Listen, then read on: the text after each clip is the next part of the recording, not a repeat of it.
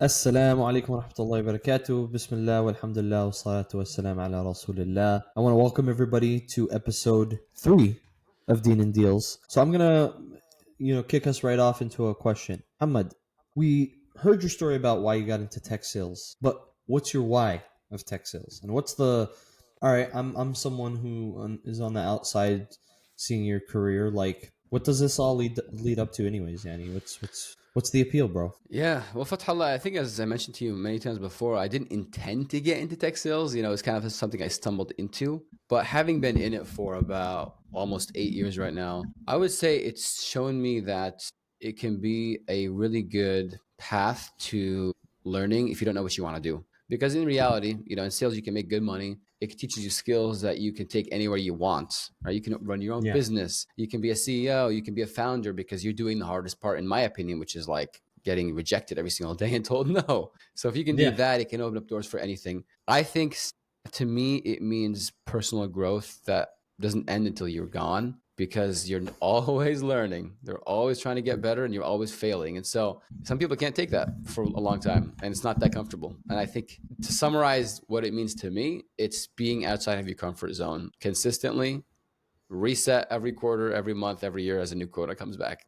Yeah, it's all decided by the quote at the end of the day, right? We could say what we love and what we hate, but you get a number and you have to meet it. I mean, there are some pros and cons for sure. Like as a sales career, I Yeah. mean, high level, the autonomy that comes with being a sales rep, generally like being remote. Like no one's really going to come down and be like, hey, what are you doing right now in this very moment? You have to, it's your responsibility to make sure you have the meetings and you're progressing them and you're hitting your number. You're basically it's a funny thing they say, but it's true. You are the CEO of your own business, right? It's your territory. You have to manage it like you're the boss. And if you do it well, you can be very successful. If you do it bad, you will probably lose your job. Yeah. And that's like, it's crazy that you say that because I want to get into the CEO piece a little more later on. But I mean, just like a CEO of a company, right? Like if you come in, a lot of the high profile companies that we kind of know of, like we also always know the first thing about the new CEOs, like their pay, their stock plans, and basically their pitch, right? Like how am I going to turn the business around? So in that same sense, like for people who don't know, when you go to interview to become an AE, you're basically doing that. You're going and you're talking about yourself and you're selling yourself. The deal you're closing is on you, right? On your base and OTE, right? Like that's what you're closing, and equity if possible, right? Like that's, and basically in this interview, the crux of it is like you're showing that this is how I would run the business. This is how I would be successful. So yeah, I love that CEO reference. I think that's very much the case. What about you, Fathallah? To you, you've been in tech sales for quite a while now. What does it mean to you? Why did you really get into it? Why did you stay into it? Right? What's help us understand more about your story here. Yeah, I think, and maybe we could also use this for folks who are, because I know you and I both get this question on how do you even get into tech sales? What's SDR? What's BDR? So maybe Yeah. we can try to get into that. Again, on a personal level, there's interest, there's this, there's that. I remember in one interview I had when it was going from BDR to ECS, or the sales position I used to have at Salesforce. I had a picture, so it was an about me slide, right? So on the about me slide, there was, what's it called? I had a picture of me and all the things that are important to me. And then guess what I had a picture of? I don't know. I don't know. Tell me. Khabib. I had a picture of Okay. Khabib, the Okay. UFC fighter. So Yeah. Yeah. I tied the story into saying, oh, and this is like my inspiration, my career. And I was like, look, I don't have it in me to get kicked in the shin for a living. Like of all the things about UFC, the thing that always like it was like, oh my god, I could never do that, is getting kicked in the shin. But I was like, for me, the equivalent in the business world is sales. So I can do that. That's something I'm comfortable with. So that's kind of like when the question of like why sales, I feel like we are the athletes of the business world. I think that Yani, we're and Yani, by the way, for those who would watch, that's the filler word, my favorite filler word in Arabic, like, how, whatever. But we are the athletes of the business world. When we, like, if you're not in sales, you start to understand and see that you wonder like, oh, how did my company acquire this software, that software, this asset, this laptop, this furniture, whatever it is. It was because a salesperson did it. Has the world got changed? Are buyers more, companies hire people to buy stuff? Of course. But best believe that every software on your computer had some involvement of a salesperson, whether it was the CEO of a small company who's selling his software or the AE who was in that territory. So I remember when I got into sales, that paradigm shift of like, oh my God, like salespeople basically run the world, or the business world. It was just eye opening. And then there's the element of controlling your own destiny, and I guess you could say who Allah's always in control, and that's the belief. But I remember transitioning from a more like analyst kind of analyst role, cybersecurity, to doing the business development work, BDR. I remember that experience being very like crazy because the first few months I was like tripping. How am I going to hit my quota? How am I going to hit my number? Make money at the end of the month? I remember I was like, yeah, I'm going to, like, my OTE was more than what I was making as an analyst, but the base wasn't. And I was like, oh my God, like, what am I going to do? Like, if I don't, sell, I might, So I think for me as a Muslim, that also, like, getting into sales helped my tawakkul, because you start to realize that, like, first of all, a lot of people, hot take, bro, maybe hot takes are going to become my thing on this podcast, but a lot of people have tawakkul, astaghfirullah al-azim, on companies. They put all Yeah. their trust in companies, and then they get that sad email one day, or the economy starts to take a bad turn, and all of a sudden they're in the job market looking for a job and can't find anything because they didn't want to leave, right? So that's the other thing about sales, is I feel like it also teaches you to this level of independence that I think the only people who really get that in the industry are business people, or AEs. So that's kind of like a bucket, or of whys for me. But I'm happy to I think we definitely need to get into it more. But that's from a high level. That's what's important to me. 100%. I like that perspective that you shared when you said, we are the athletes of the business world. It hits home to me too, because it's definitely a performance-based thing where, Yeah. I'm sure you as well, you've had like highs where you feel like you've been killing it and then you go down. One of my early sales leaders, my first SDR job at DocuSign, the guy's name was Joe Dennis. He was my first manager. And I remember one thing he taught me was, he said, it's like a wave. You got to ride the wave. Sometimes you're going to be at a high, and sometimes you're going to be at a low. And too Mm. many people I've learned over the years, when they're at a high, they're like, oh, I closed these deals. I did this thing. I closed a 300K deal.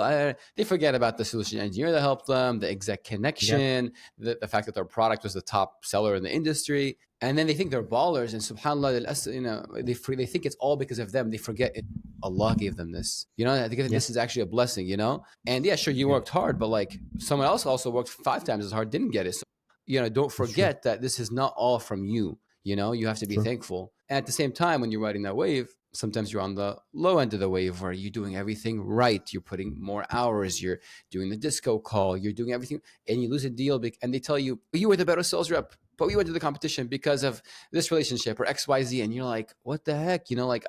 If only these things closed, I would have been over my number, but I didn't make any money this quarter on any commission. So Yeah. subhanAllah, the takeaway from this and what I first said is, we are the athletes of the business world. It's true, because everybody in the Premier League, if you're a soccer fan, whatever, they're amazing athletes and amazing soccer players, but they're not all top four teams, right?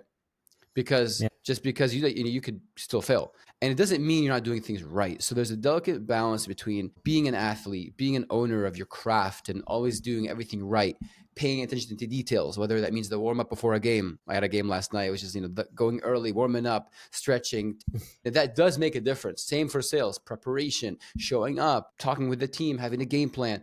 But things still can go south. So it's a Yeah. combination between understanding that you have to do the small things that make you unique. It's a hard profession, but if you treat it, like you said, like an athlete of the business world, there's a reason why salespeople can make really good commission checks and things that you would never even imagine, because there are these payoffs for it, and you're adding so much value to the business. No, that's exactly it. And connecting it back to athletes, right? Like a great athlete. Like, how many times do you hear about an athlete, especially like in basketball or UFC, boxing, like these sports where it's like you can really, have a big name, and then some bad injury, something goes wrong, and all of a sudden you're kind of back to zero. And that's what it is for salespeople too, man. Like you can have like an insane quarter or year or whatever, but the next year it's like maybe you get comfortable. Maybe it's like I think there's a boxing guy who says it might be Teddy Atlas, like it's hard to get up for training in silk robes or whatever it is, right? So um and that's the key of it too, is like I think the ability also as a business athlete to be able to like it's a high, I'm still prospecting, I'm still building for next, right? It's a low, well, I'm still hustling, right? I'm still doing all my things. Like I'm that's another thing. Like in our line of work, like you have to find your structure. You have to build Yeah.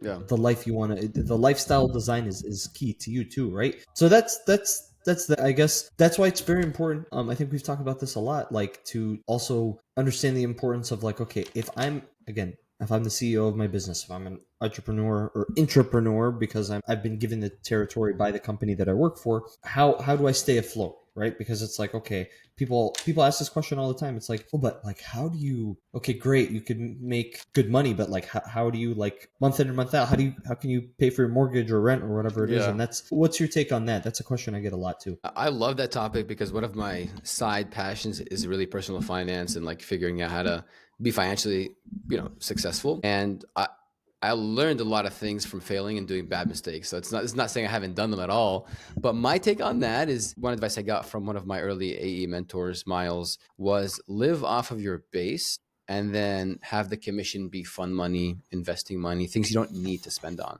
I know Yeah, it's easier said than done, obviously, but if you're able to do that, right, don't overextend yourself. When you're an entry level SDR, you know what I'm saying? Like, make sure that your base can cover because that's going to affect your stress level. When you have to yeah, close deals to be able to afford to pay your mortgage or something, that's not fun at all. The more ideal situation is saying, I want to hit my OTE, I want to exceed it. And by the way, for listeners yeah, here, like, there's base salary for sales, tech sales, it's mainly 50% base salary, 50% commission, and your yeah. OTE is the combination of both. So let's just say you have 100K Mhm. base, 100K commission, 200K would be your OTE. You can make more That usually with doesn't mean uncapped you're commission. making 200K. It does not mean it could mean you're It making does not mean. 100K. Yes, it could mean you're just making Yeah. 100 and zero commission.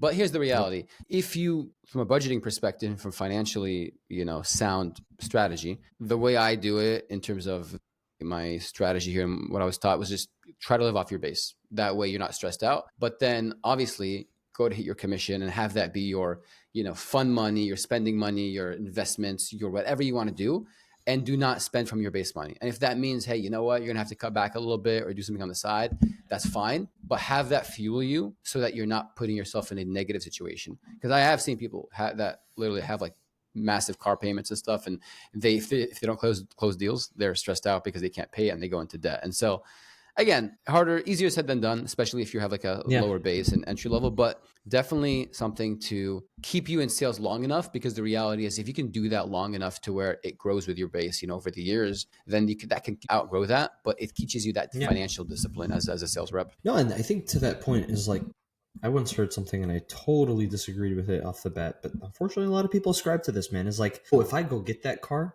that's gonna drive me, no pun intended. That's gonna drive me towards bad joke.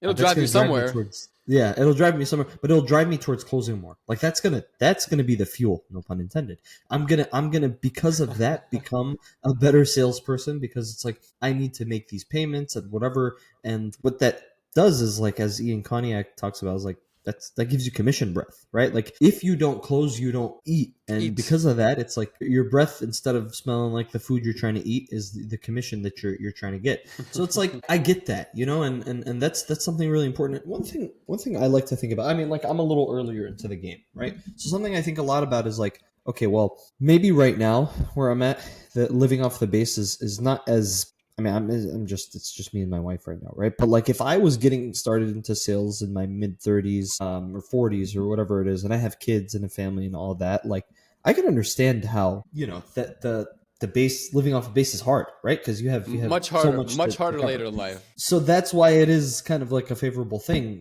I'm not saying you can't start in the middle, but what I'm getting at is like the beautiful thing also about this career path is like, okay, let's just play it out. I'm somebody who, whether I'm a new graduate or I'm someone who wants a career switch at some point. I'm sick of what I'm doing and I want to do something new. We see it all the time. I decide I want to get into sales. Well, usually I've seen it before. Maybe you could get into AE, like whether it's inside or mid market or SMB, but more than likely you're going to be pushed to the BDR SDR work. So you do that for a year. Let's say at a decently sized company, you could be getting, a OTE, so an on target earning of like 80 to 100K, depends on where you go. Base is about 50, 60K. Commission is the difference between that. So 20, 30, 40K. You can also BDR, you're paid off ops, stage 2 opties, make more stage 2 opties, exceed your quota. That's how you make more money. That's kind of like the beauty of sales, right? So you get a taste of that early on. You do that for a year, you get into year and a half, 2 years, you get into the first kind of junior sales job, right? Whether that's SMB, whether that's inside, whether that's mid-market, it's probably SMB or inside sales. You do that for 2 to 4 years, and let's say your income went from 100K a year to 120 to 150 to 200, right? Like it's a path. But within 5 years, if you're hustling, if you're growing, if you're being proactive as a seller, you could get to a point where your income's 300 and above in terms of OTE, right? And that's the beautiful thing about this path is like, what career path do you know of that in 5 years, 6 years, 7 years, whatever it is, you can go from you can triple your income, right? Like me as a BDR, my income already kind of after everything after the fact that I got like commissions and all that, I think it went up by like 20-30%. But like, Yeah. I can confidently tell you if most important thing, if I hit my numbers, like I would have at least added, a sizable amount, like at least doubled my income since I graduated, if not more, if I hit my numbers. So that's the beautiful thing. And I'm still early into it. Like I'm not even like some of my because I'm an inside rep. So I have field representatives who like those guys are making, if they're hitting their numbers, like in the 300s and above. I worked with one rep who was like in his late 30s last year who, probably, I'm guessing probably made almost 7 figures. Right. So it's like, that's the career path you're coming into is like the tax you pay to get into this is like, yes, you go through some tough years in the beginning, but the long term is very rewarding.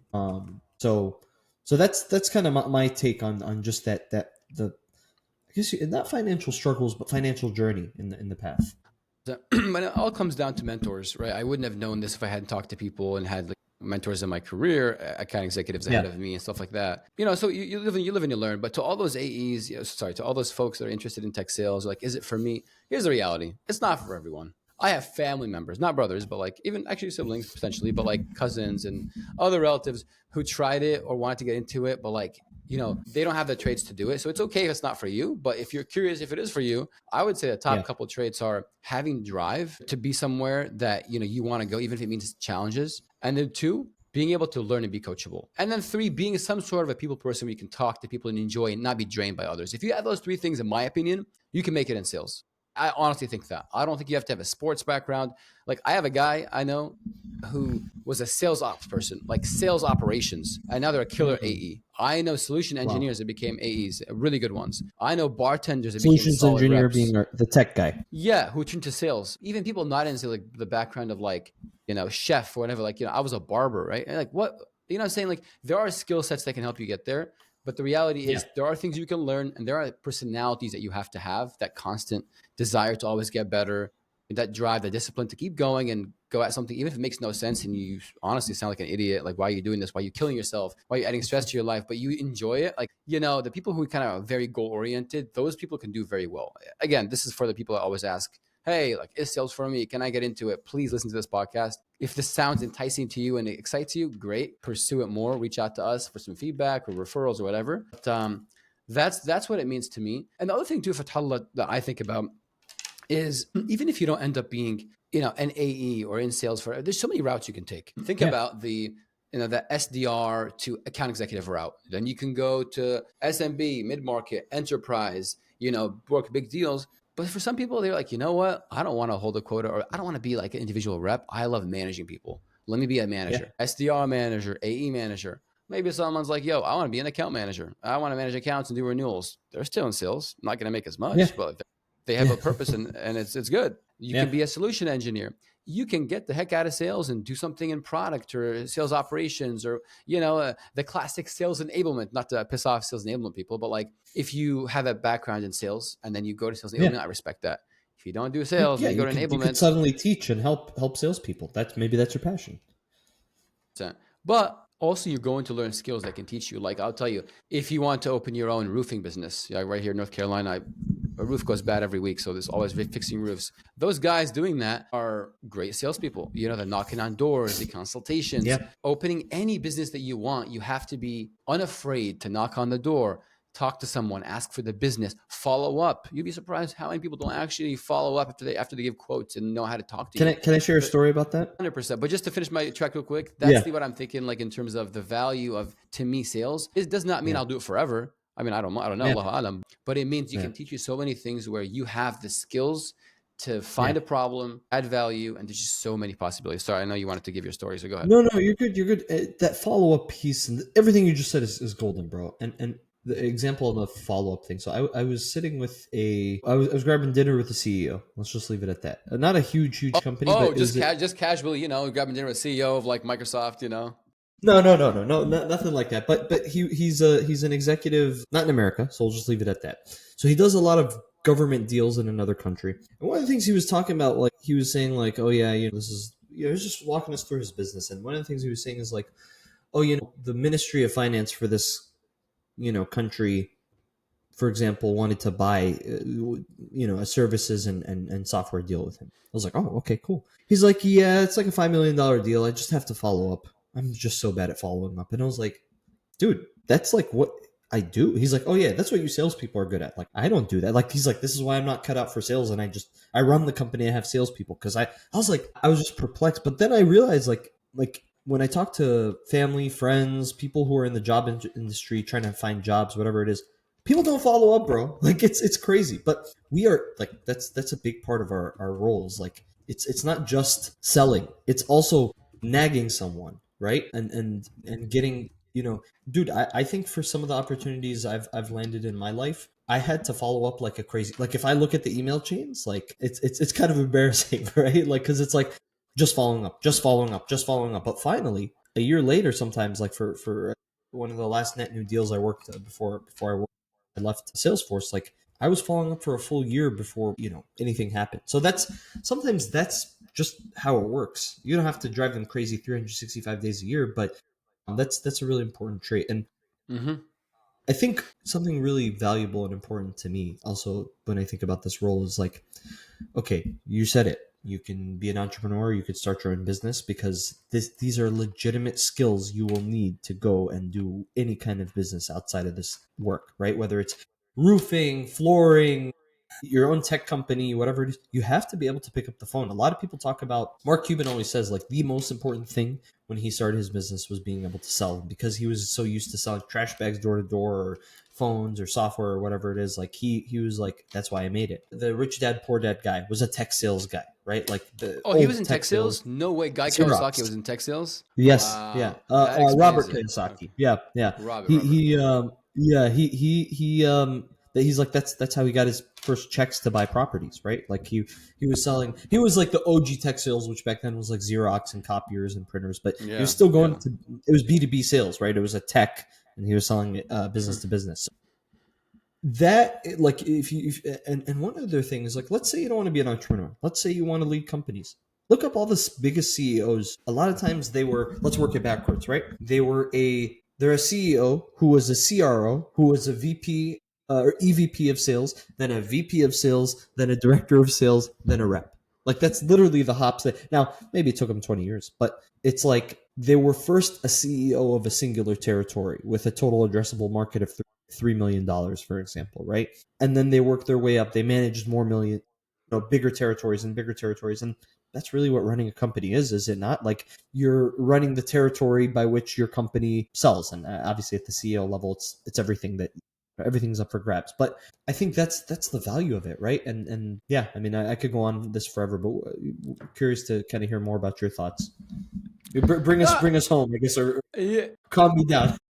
No. I love the excitement, and the reality is, if you want to excel in sales, you have to have a passion for it. You have to enjoy it, and you have to be open to talking about it for fun. Like, this is not our job. We don't have to do this. We both have Yeah, quotas we have to hit. We're recording this early in the workday before work, as a morning coffee kind of thing. We just woke up. So like, we love doing this stuff, as yeah, people say, we love this shit. You know what I'm saying? Sorry for the language, yeah, but like, this is yeah, what we live for. yeah, In terms of rounding this up, like I think the way I look at it too is tech sales is an avenue. It teaches you so many skill sets, but the outcome and the purpose behind it has to be tied to your need and your intention. Because for Yeah. us, as you know, specifically for me and you as Muslims, tijara, first of all, is a key part of Islam. In the whole history of Islam, tijara, business, has been a whole, key pillar in terms of success. Prophet Muhammad Yeah. sallallahu alaihi wasallam, did tijara as well. Yeah, I think there's a hadith about like barakah in tijara. You know what I'm saying? So like the Yeah. reality is, being in business, being in sales, having so many ups and downs, things out of your control, teaches you that there's a lot of tawakkul that has to happen. And it's not always your own effort, as society today likes to make you think of. It's all me and the hustle. There's a lot of people who hustle and do a lot of good work, and they still don't Yeah. succeed, and vice versa. And we have to understand that, there's a certain level of inputs we got to put, growth, and then there's the outcome that comes with it. But understanding that there's tawakkul ala Allah, and that we rely on Allah for the success, and we ask Him to help guide us and support us, and hopefully that is how you reach success. But fundamentally, to me, success is not how much money you make.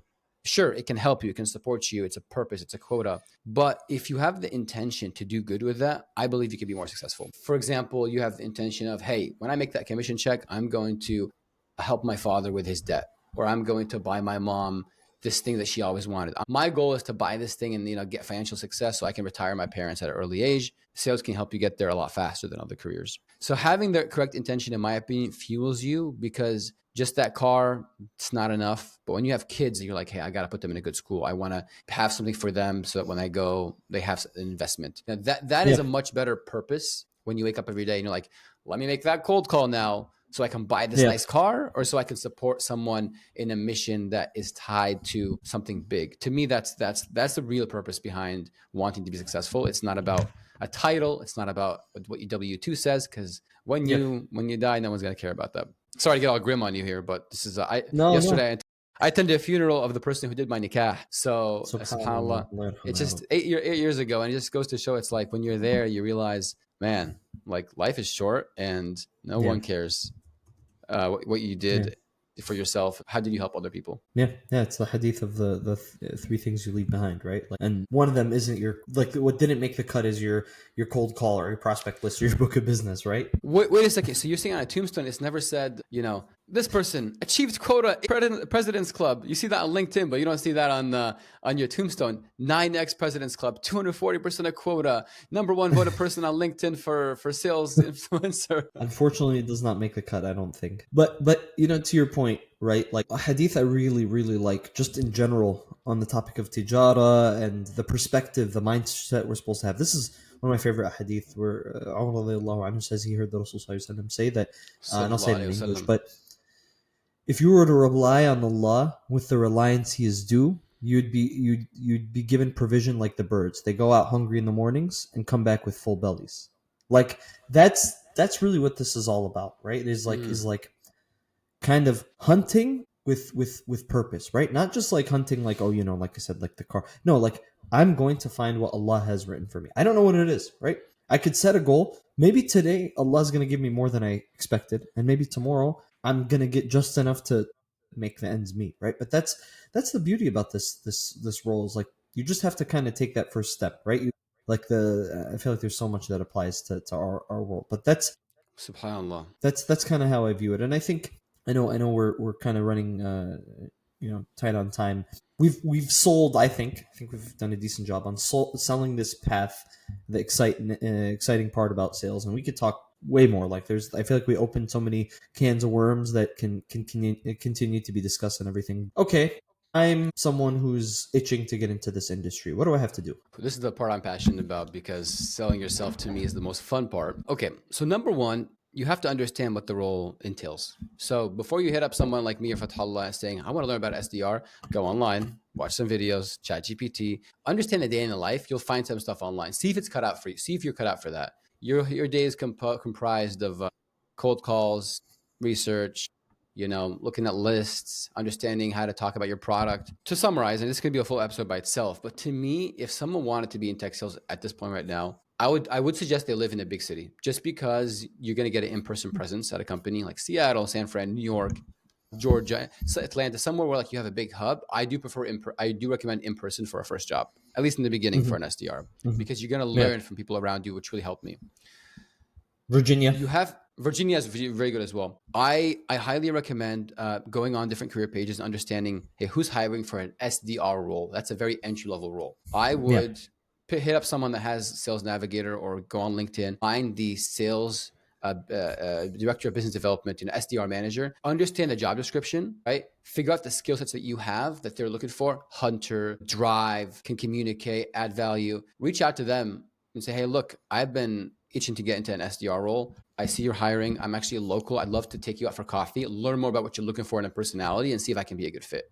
Because the reality is, these are entry level roles. You have to Yeah. be able to sell yourself and show them that you can do outbound.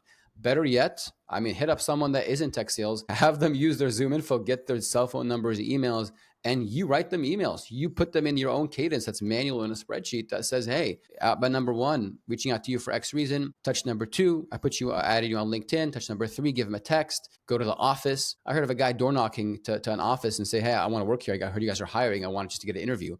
They got the job Yeah. too. There's so much you can do.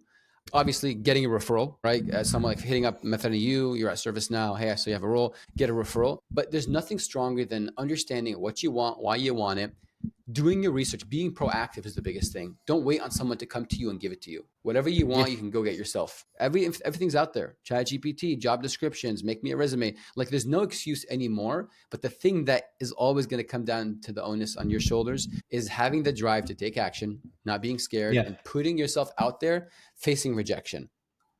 100%. Guess what? That's the job itself we face every single Yeah. day today, and we're in the space. So if you can do that in the beginning, you'll have no problem getting a job. That's the first deal, right? Like you want to be a Yeah. salesperson? Great. Close your first deal. What's that first deal? That's the job. You. Exactly, right? And I think something I think about a lot is this. And this is no hate to people in my LinkedIn inbox or your LinkedIn inbox or Yeah. Sorry. It's all good. So for those wondering, Futhallah had a cough, so he's put his mic on mute so he can drink some coffee. I started calling at the most important point. Oh my god. I don't know what happened. It's all good. Maybe it wasn't meant to be said. No, I'm joking. Nah, say it. If I could go to the people who are coming to me and asking for help and all these things, this is what I really want them to understand. If it was me, if tomorrow, God forbid, something happened, I don't have my job anymore, I laid off, get fired, whatever it is, right? God forbid. I would go, and instead of asking, hey, Mohammed, you work at Clary, can you give me a job? No. I'm going to Clary's website. I'm making, no, let me take a step back. I'm going to my LinkedIn. I'm looking at connections that this is sales, right? I'm going to my connections and looking for the lowest hanging fruit of relationships of people that I could easily message and I'm comfortable with. That's tier one, tiering my accounts or tiering my contacts. And I'm saying, okay, I'm close to Mohammed Kiswani. I'm close to this person, that person, that person. Well, Mohammed's at Clary. I have a buddy at Workday, another friend at Microsoft, a friend at Salesforce. My old manager is now at this company. It's not the biggest name, whatever it is. All these places, and I'm just going down the line. I'm okay. Well, all of a sudden, I have 10 different websites where I go to that website, careers, and look for jobs that I feel like I could be qualified for. So that's step one, making the account list, right? Step two is sending a very tailored message to Muhammad or my other contacts or whatever. Be like, hey, I hope all is well, blah, blah, blah. If you have the time to, get a virtual coffee, great. If not, I saw this role. I'm in the market. I'm trying to get my foot in the door. Can you refer me? Can you help me? Can we talk for 15 minutes? There you go. You've booked your first meetings as a BDR, Yeah. SDR, AE, whatever it is. And you're doing that. Maybe you strike while the iron's hot. The second or third or first person you talk to, you get the opportunity. You get an interview. That's happened for me before, right? Maybe it's not. Maybe it does take a handful of people. But that's this role, right? Like it is a numbers game. All of our sales leadership, they always tell us, like, if you make 40 calls or whatever it is, 45, 50 calls a day, you are sure to book 2 meetings a day, 3 meetings a day. And from, your 10-ish meetings a week, you'll get an opportunity or two. Like, it's a numbers game. That's really what it is. Because, okay, it doesn't always work out to be the case. Maybe you make 300 calls in a week and you barely book a meeting. But then the next week you might make 300 calls and you book 20 meetings, right? Like, the idea is, like, it's a numbers game. By establishing the low-hanging fruit, you go through your contacts, you do the research, then and only then I feel like you can actually apply and get an interview. Because all of a sudden you're not the 400th person that's applied for the role. No, you're actually at the top of the barrel because Muhammad is close to this person who's close to that person who leads the BDR team. So Muhammad's like, hey, I got this guy. Can you at least give him a shot? You know what, Muhammad? I have to work with you. And if I don't do you this favor, like I'm going to have to deal with the shame of not helping you out. So I'm going to give this person a shot. And all of a sudden, bro, it's like these folks who are in the market, who are lost or whatever, you have direction really quickly because it's like you've taken these first steps. Whether the hadith is you take a step towards Allah, yani Allah will come to you, or go walking towards Allah, Allah runs to you, right? So it's like take these steps, but don't just like I respect a lot of people who come into my inbox and ask these questions, but you need you got to be more proactive, right? Like you need to say and I do have people who actually come to me with, hey, I found this opportunity, and I love that because it's like honestly, if I get a referral bonus, direct. That's the easiest way to do it. This person's doing half the job. I just have to plug them in. I just have to connect them to the right person. They might not get the job, but I've had at least a handful of people who do get the job, and it's because they care. That's what it is you have to care. So that's my rant on the matter. But I know we're kind of locking up shop at this point. What are your kind of closing thoughts, remarks? No, I've enjoyed this episode's past 40 minutes, and I agree with you 100%. The onus goes back to the person who wants it. You have to be proactive. You have to go out and seek it yourself and know that you're the one who has to do the effort and the work to get it. No one's going to give it to you, which is exactly what you're saying. You got to do the effort and input and and make it easy for someone to help you. That's exactly what you're saying. It's do the work, make it easy, understand the value to them. Hey, people hit me up sometimes now and say, hey, bro, like, I know you guys probably have a nice commission referral for new hires. I'm interested in this role. Can you just hit me up? Here's my resume. Like, why would I say no? They know what helps me. They know I'm happy to help them. They made it easy by giving me their resume, by tailoring it, by telling me exactly what they want. And I'm like, man, like, why would I not help this person? Right. So alhamdulillah, Futhallah, I think we talked about a lot today. I'm very excited to be sharing this with everybody. I look forward to talking more about additional topics, but I think it was a very great episode. I enjoyed my time with you today, chatting with everything. Alhamdulillah. Inshallah, I hope you enjoyed our chat today as well. Of course, bro. As always. Thank you all for tuning in to Deen and Deals, and we'll close off with Surah Al-Asr. للذين آمنوا وعملوا الصالحات وتواصوا بالحق وتواصوا بالصبر. Thanks everyone for listening. We'll see you next time.